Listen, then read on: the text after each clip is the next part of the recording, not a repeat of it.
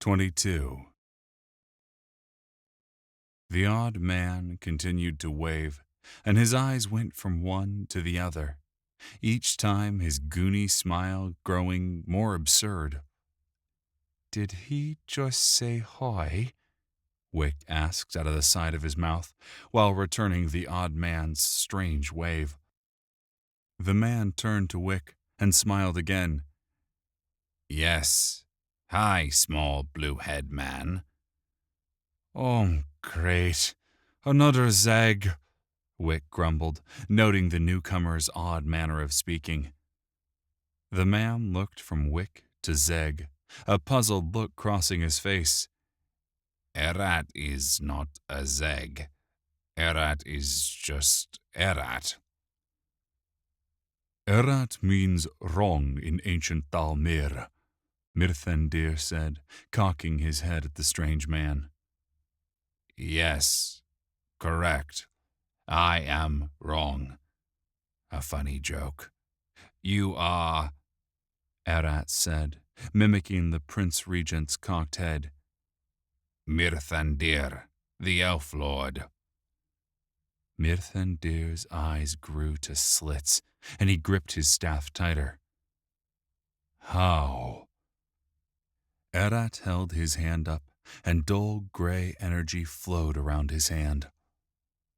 "Things come to me through the ether," Erat said, as if that simple explanation for the impossible made perfect sense.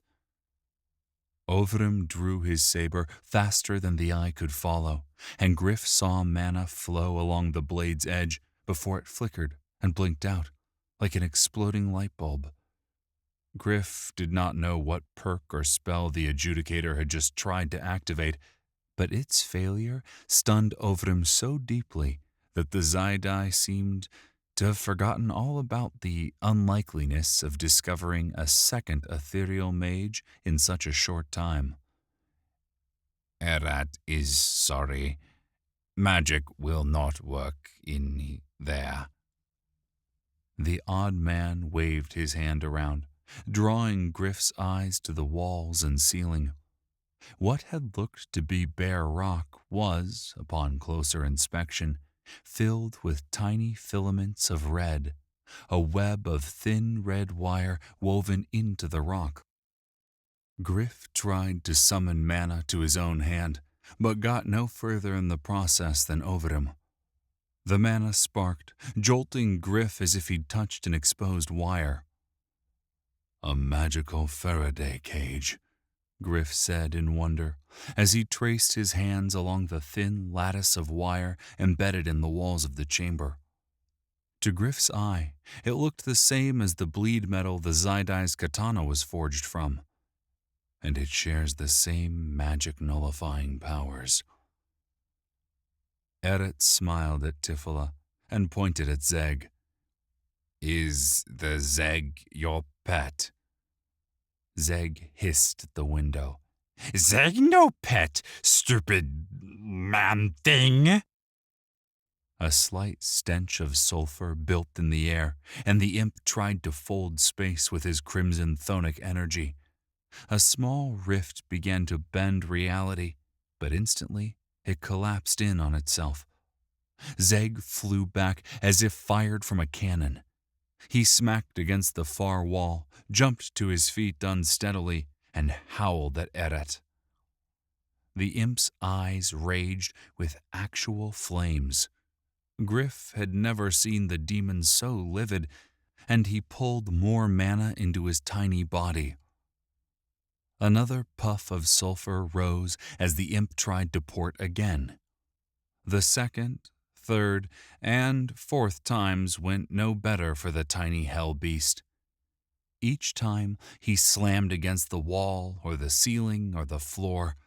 Finally, the exhausted imp climbed back onto Tifla's shoulder and collapsed into a deep slumber. "So, guess that's that.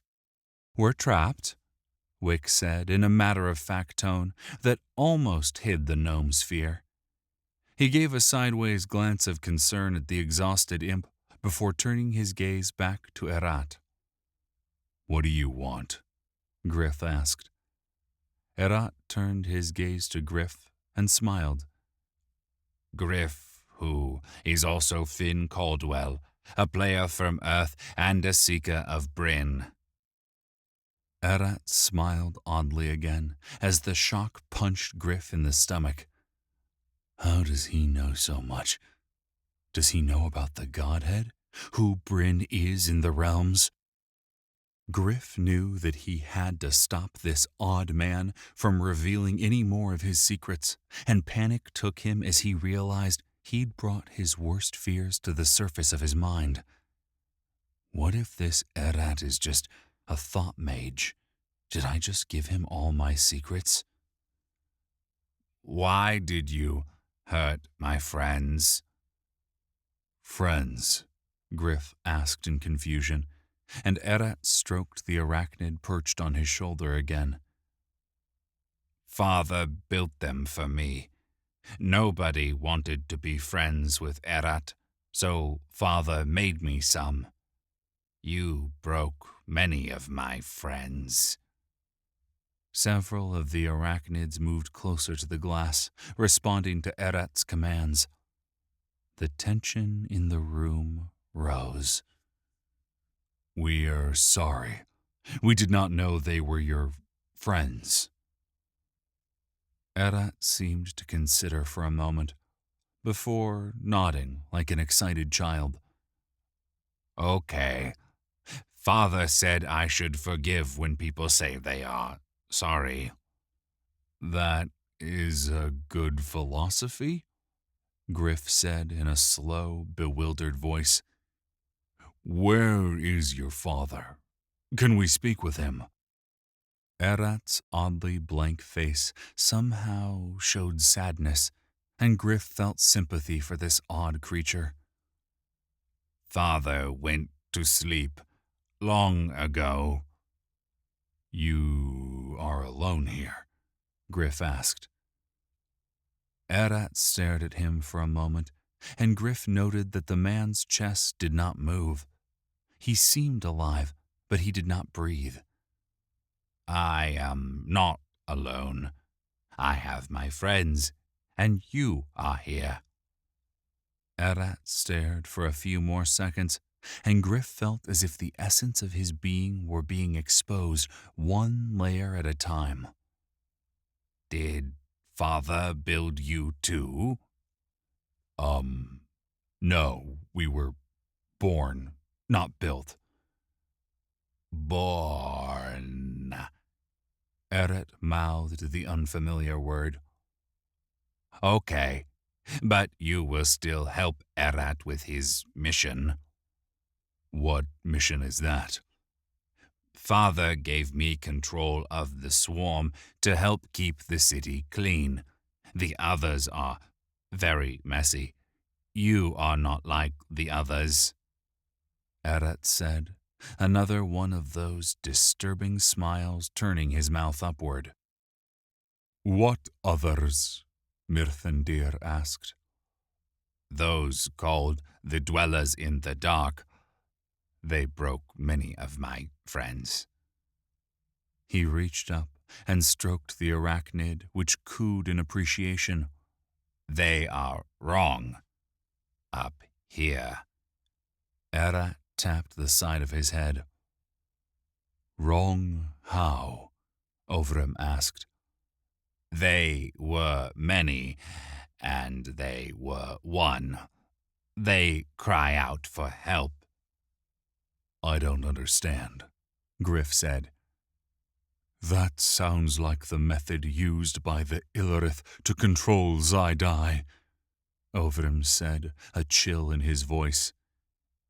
Yes, Ovrim the Adjudicator. It is very similar, Erat said with an odd smile, and looked down, interlacing the 3 stubby fingers of each hand with those of the other, like the movements of a shy child. Gryph glanced at Ovrim. Is it possible? Ovrim shrugged. Even a week ago I would have said no, but after encountering you, the Arbaleth, and He glanced at Gryph's satchel. I do not know. But if the dark ascendancy has returned, then I fear for all of Corin. Eret knocked on the glass, drawing everyone's attention. Can we be friends now? Gryph could have made 100 guesses at what Eret wanted, and he would have guessed wrong with all of them. You want to be friends with us? Yes, very much want to be friends. But... Eret looked from one to the next, the same odd half-smile painted to his face as if he didn't understand how to put people at ease. His gaze came to Zeg and back to Gryph. Eret is not sure if he can be friends with all of you. Zeg, Gryph thought with a frown. We're a package deal, Gryph said firmly. The smile fell from Eret's face, and behind the veneer of odd calm was something else. The half-smile returned, and Eret spoke. Okay, we are all friends now. He turned and pulled a large lever set into the wall. A low rumble rose, and the left wall of their cell slid open. Wick led the way, giving the slumbering imp a cross look. I knew the damn imp would get me into trouble, he muttered, and Zeg bared his teeth in his sleep. The others filed from the room. Gryph gave one last glance through the window at Eret, who cocked his head, turned his half-smile to a three-quarter smile, and waved once again. See you soon, friend. Gryph cast a final look at the red mesh embedded in the walls and walked from the room. The moment he was outside, he pushed mana into his spear's reservoir, thrilled at the thrum of magical energy. He turned the corner to find his friend stood, tense, ready if need be to fight. I see you again, friend, Eret said, staring at Gryph. Gryph felt like a man meeting his girlfriend's needy kid for the first time. It was oddly complimentary, if unnerving, considering the kid in question was nearly 7 feet tall and controlled an army of mechanical spiders. Good to see ya, Eret, Gryph said. Yes, good, the massive man smiled. I will help you. Now, help us. Find those who hurt my friends, those who are wrong. Thank you. That will be very helpful, Gryph said. You know what else would be very helpful? Wick asked. If you could put on some pants. In the cramped confines of the room, Wick's face was uncomfortably close to Eret's crotch. Gryph stifled a laugh. Why? Eret asked, his head cocked curiously. Wick opened his mouth, but words must have escaped him, because he shut his mouth without commenting further. It is the custom of our people, Tifila said. But pants make Eret feel itchy down here. Eret moved his hand in a circular motion that encompassed his blank groin. How can you be itchy when you don't have any... You know, I don't want to know, but I would really feel better if we all followed the, custom. Okay, friend Dinkwick. Eret then turned and bent over to rummage through a chest. Everyone in the group, except Wick, turned their eyes away, not wanting to discover if the backside was as lacking as the front. A few minutes later, the group, followed by the swarm, walked through the large entrance chamber. At its far end, a long passage led deeper into the city. The group eased into the tunnel. The ground was no longer the smooth stone of the rest of the city. Here, individual slabs made up the floor, reminding Gryph of paving stones. An eerie silence hung in the air, and the unease of his fellows built around him. Wick crept forward on light feet. He took exaggerated steps, like a man walking on thin ice. It was comical for a few seconds, until his foot came down onto one of the paving stones with a small click. "Stop!" Gryph hissed, as an image of roadside bombs flashed through his head. "I think you've stepped on a trap." "Yes, many traps this way," Eret said. "Exploding traps, fire traps, traps that shoot lightning, traps that shoot darts filled with poison, traps that fall open and drop into pit with spike bottoms. All clean and neat." "What?" Wick sputtered as he tried not to move. "Why didn't you tell us?" "Eret no path through.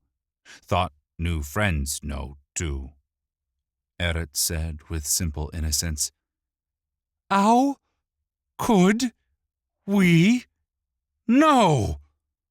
Wick growled each word slowly, so as not to set off the trap. "Eret feels traps in ether.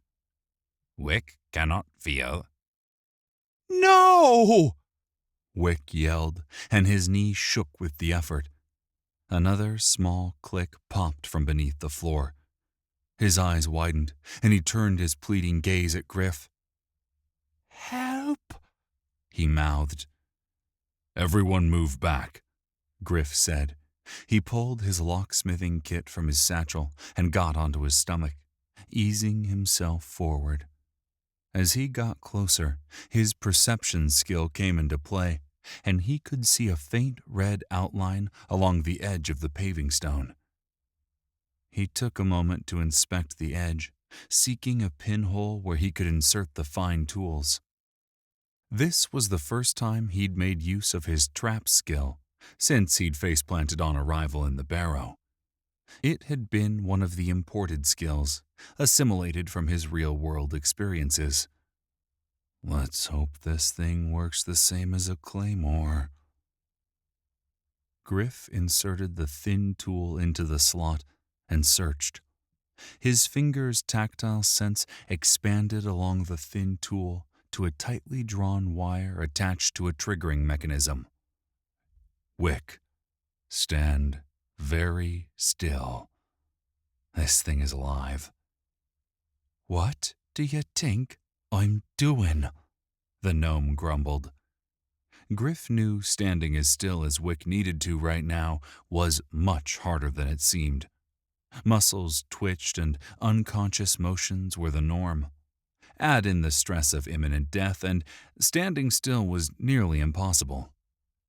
Gryph hoped that whatever mechanism controlled this trap was not as sensitive as modern armaments back on Earth. If they were, this would likely end very suddenly. For both of them. Sweat trickled down Gryph's brow as he worked. He eased the tool in further, trying to find a latch holding the wire tight. If he was right, the pressure Wick was applying downward had released a pin designed to stop the wire from pulling a triggering mechanism. Now, the only thing stopping the trap from going off was the gnome's weight, and if he lifted his foot, the trap would go off. Gryph tried to ease the tension off the wire, but could not get his second tool into the small hole to hold the trigger long enough to release the wire's tension. "You cannot disarm the trap," Arat said in a casual tone. Wick scowled, but did not move. Gryph glanced up and locked eyes with the gnome. "He's right. I cannot disarm it. I'm sorry." Tifila gasped in fear, and from the corner of his eye, Gryph saw Overim stop her from rushing forward. Great. Escaped to Barrow to end up murdered by a death floor. This place sucks, Wick said, and his fear turned to resignation. He looked down on Gryph. Move back. I will not take you with me. Gryph began to argue, but then nodded. He could hear Tifila weeping behind him as he slowly eased back, careful not to buffet Wick's legs. Maybe I can use animate rope to drag you off the pressure plate. I have encountered these devices before, Mirthandir said. They are too fast. You know what, Prince? I don't like you all that much, Wick said. The gnome's shoulders slumped, and he whispered, Tiff, my heart and stars, I love you, and I never deserved you. Shut up, you idiot! We're getting you out of this, Tifila said, trying to sound strong through her terror. Gryph walked up to her and pulled her into an embrace. You take care of her, Gryph. Promise me. I promise, Gryph said. Eret walked up and eased one of his thick fingers under Tifila's eye, catching a tear. He pulled his finger close to his face, examining the small drop of liquid as it flowed down into his palm. He closed his hand around the tear and closed his eyes. A low hum came from inside him, and his eyes opened. He turned towards Wick, and two of the arachnids moved slowly up to each side of the gnome. Wick's legs started shaking. Soon, the motion would set off the trap. The automatons slowly lowered their forelegs onto the edges of the pressure plate. With all the care of a surgeon, they slowly pressed down. You can move now, Eret said. For a moment, Wick did not, or perhaps could not move. A tense pause built until he forced himself to ease his foot off the pressure plate. 5 hearts pounded as his weight came off the trap, fearing an imminent explosion. Wick's legs gave way, and he fell backwards onto his ass. Overim and Gryph dragged him to safety. The 2 arachnids did not move. Eret bent down and stroked each one lightly, making sure not to add too much pressure to his farewell. The odd man stood and walked past Gryph and the others. You should stand back. They rushed back down the passageway, and an odd expression that may have been sadness crossed Eret's face. Goodbye. The 2 arachnids released the pressure, and the world exploded with a blinding flash.